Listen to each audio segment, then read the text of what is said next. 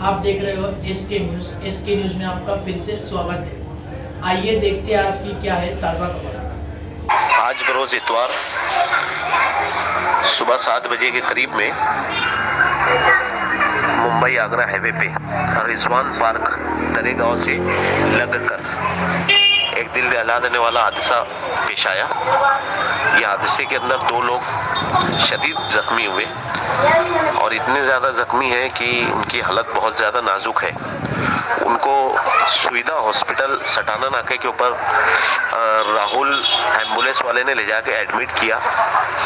मुझे सुबह सलमान अहमद नामी एक बंदा है, रिक्शा ड्राइवर है, वो हाईवे पे ही चलता है और वही मुझे कॉल करके ज़्यादातर बताता है।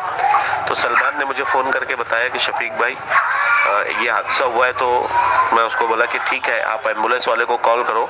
एम्बुलेंस वाले को वहाँ बुलाया गया और बाकायदा उनको सुविधा हॉस्पिटल में लेकर पहुँचे।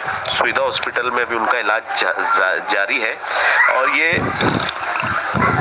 चालीसगांव फाटे के करीब में खेड़ा है सिजवान करके, वहाँ के सरपंच का भतीजा है। इसके अंदर नाम इन लोगों का मालूम नहीं पड़ पाया है, लेकिन डंपर वालों ने जब इन लोगों को मारा तो डंपर बाकायदा रॉन्ग साइड से चल रहा था और डंपर के अंदर मट्टी भरी हुई थी।